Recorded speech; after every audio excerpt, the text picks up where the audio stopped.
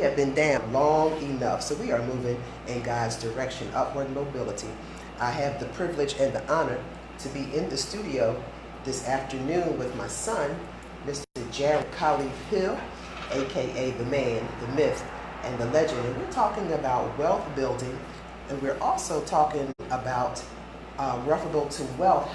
Why don't we have the conversations in our family? Why don't we have the conversations in our community referable to wealth and building wealth? What is the fear? So Jarrod, talk to the people about overcoming fear. So I'm just going to keep it simple, right? So for the ones, so some of us are parents, right? And we tell our children that they shouldn't be scared of certain things, right? Mm-hmm. Just think about the simplest form of being a child. What are children scared of? They're scared of the dark. Mm-hmm. They're scared of monsters, right? Right. All things that they should not be scared of, right? Mm-hmm. And I'm gonna give a shout out to my cousin RT. He kind of gave me ammunition to talk about this because I like the way he presented it. So basically, what he said was, we teach children not to be scared of the dark, Right. And there's no reason why they should be scared of the dark, Mm-hmm. right? So we encourage them not to be scared of these things. But then when we get to be adults, there's certain things that adults should not be scared of, right? Right. But we are. Mm-hmm. And whether that's real estate because it seems like a daunting task or you don't understand it, whether that's investing or starting a business, those are the things that usually tend to scare people because it's a lot of heavy lifting that's involved with understanding those things, right? Mm-hmm. You have to do research. Sometimes you have to spend money to go to classes to understand these things. Those are the heavy lifting things that adults don't want to do. And they're scared to do these things. But just like a child, just because you're scared to go in the dark or you're scared of monsters doesn't mean that you should be. Right. There's no reason why you should be scared of these things, right? Mm-hmm. So if you've seen yourself or your family continue to go down the same path and you want change, but you don't want to make the change, to me, that's the definition of insanity. Right. So at some point, if you want a certain change in your life, specifically financial change, and you're telling me you're scared, then you're telling me that you don't want to get out of your current situation. That's what you're telling me. Right. Right. So what we're saying is, I want change, but I'm not willing to do the work to make the change. And that just means you don't want to change them. Exactly.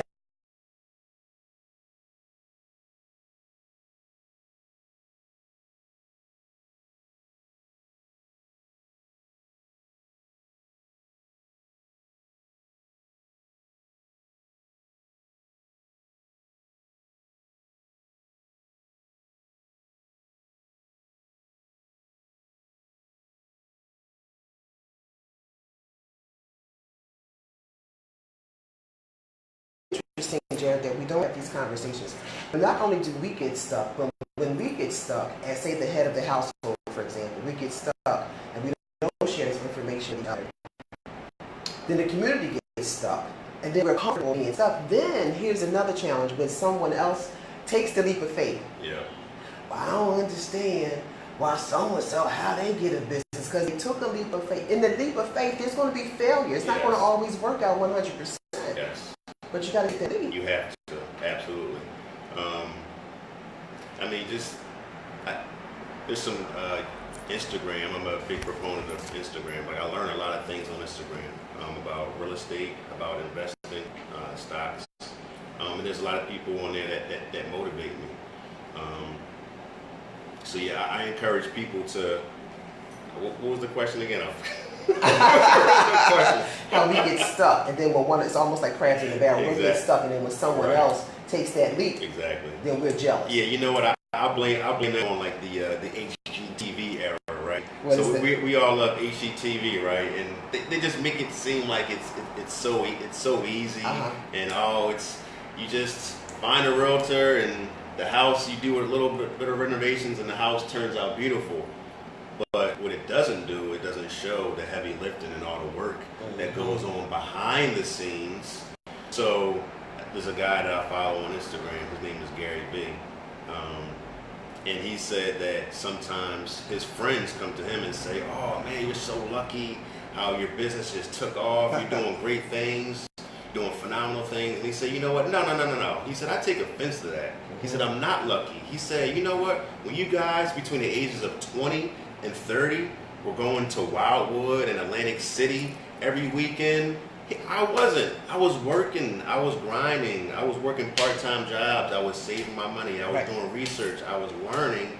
And over the course of the past 10, 15 years is a culmination of who I am today and what I've grown to amass today, and the success that I had today is all attributed to when I was working, when you guys were playing." Right. So I take offense to you saying, "Oh, I'm so lucky." And no, it doesn't work that way. That's right. It just doesn't. That's so. When you said that, I thought about, sometimes I'll overhear conversations or be in a conversation, and someone will say, to me, it's lunacy, because it's like, well, I want to take my family on vacation. I want to do this. I want to do that. Okay, but my salary.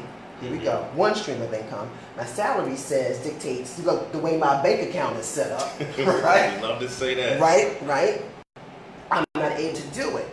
Okay, so then you make a suggestion. Have you considered bringing your lunch every day? Have you considered eating breakfast before you leave home? Have you considered not going to Wawa to buy a cup of coffee?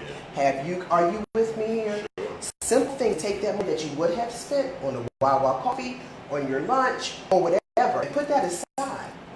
Watch it grow. Just do it for a month. Just start off small. Do it for a month. Now you have money in the kitty. Sure. Right? So at the end of 6 months, at the end of a year, you should be able to do some things because you have stopped doing some other things that are not necessary. Sure. Right? Yeah. And then you have these conversations. They're like, "Yeah, I know. I don't have enough." There is no but. There's no excuses. And how about this? What you just said it's true. I mean, just take $5 for instance, right? Let's just say you buy lunch every day and it costs you $10. So take a day off. Let's just say on Thursday you say, "Okay, I'm not going to buy lunch on Thursdays." Right. And instead of just taking that $10 that you normally would have spent on lunch and just putting it in your piggy bank or stuffing it in a drawer somewhere, which is what we've been taught to do. There's a plethora of apps out here that are wealth building apps like Betterment and Robinhood. Say that again, Jack. There's wealth building apps out here. Betterment is a phenomenal one. They invest in Vanguard ETFs. And apps like Robinhood that allows you to buy small percentages of shares of all the companies that are in the S&P 500. So Amazon, for example, you can purchase 1% of a share of Amazon. You can purchase percents of share of Apple. So as opposed to that $10, putting it in your stock drawer, you invest into the app, and the Robinhood app. Stocks tend to grow at a 6 to 30% return annually. So that $10, compound interest is a phenomenal thing. So that if I could drop any nuggets specifics to stocks and wealth building, it's compound interest. Google compound interest, and we can do for you, and then it will kind of change your perspective on. It kind of erased with people, which you alluded to. People will say, "Well, I don't have enough." You will be surprised the little bit of money that you do contribute, how fast it grows over a short period of time, and then how much it grows over a long period of time. So even with that alone, Jarrod, we're changing the conversation because when I was growing up, many times people would take the money and keep it in the mattress. How many times have you heard somebody, especially going back, I'll be 57 tomorrow, so I've been here for a minute, right? So I was used to people saying, well, so-and-so was rich, and when they died, they had all this money stuffed in the mattress. They had all this money because they were afraid, here we go, of banks. And they were afraid, they didn't want nobody to get their money. So just imagine with all the money that was stuffed in the mattress, the interest that could have grown. Exactly. Yeah, so it's just about changing the conversation and shifting the culture. Just because you've been doing something a certain way for X amount of years, or your mother did it that way, or it's the way my grandmom did it, it's not the same reasons why you should do it today in 2018. It's not a good excuse anymore for anything, for that matter. For sure. So I just wish people would just think about why they do the things that they do, and if the things that they're doing work for them, and if not, make a change. Make a change. Start small. It's real simple. That's it. Listen, I'm not a rocket scientist. I don't know everything, and like I said, I just have a newfound interest in stocks myself, and I'm a victim of playing the fear game too. So I don't want to make it seem like I know everything and I'm just on the up and up and I'm an expert, because I'm not. I wanted to get involved in stocks for a long time. Ever since I was maybe a teenager, it's fascinated me, because the people that I was around when I was in high school, their parents spoke about it, and I saw how they lived, and they always spoke highly of stocks. But you know what? It was so confusing. I would watch CNN and watch the ticker and see all those symbols and acronyms for stocks, and it was just so confusing. I didn't understand it, and my excuse that I always gave was, that is just way too complicated and way too risky for me to ever get involved in something like that. And I said, you know what? I can't keep using that excuse. I'm not just, because I would tell myself, you know what, I understand the real estate game, and I understand going to work every day, and that suited me just fine. I have a roof over my head, and I eat every day. Right. But I looked in the mirror and I asked myself, do you only just want to do those things?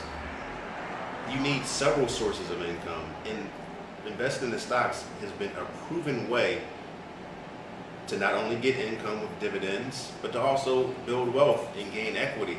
So I challenged myself to do the heavy lifting, to do reading and understand stocks and understand how companies work, and just try to break it down on a simple level so that I understood it, how my brain works, and just apply it to life. So now I look at companies, I don't think about stocks really, I think about the companies that I patronize.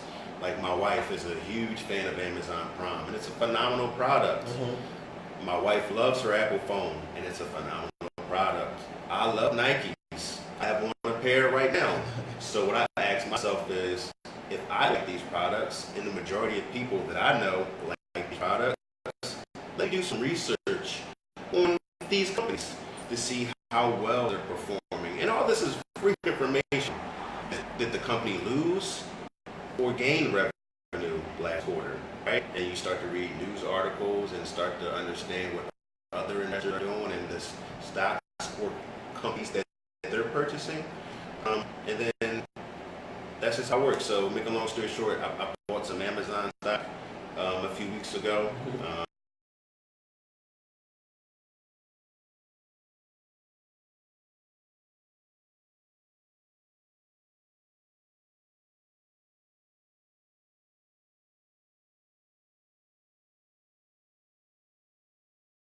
In my total stock portfolio, but I don't think about it for the now.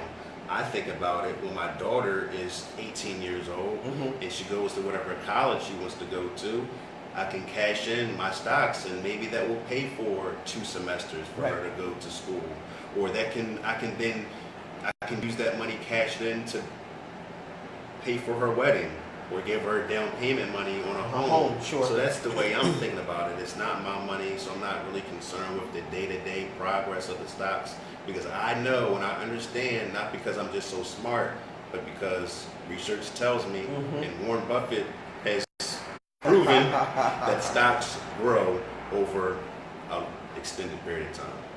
And that's good, Jarrod. And once we get beyond changing our way of thinking, that's the hard part. That's the part. We have to move out of our way and move away from being comfortable with the status quo.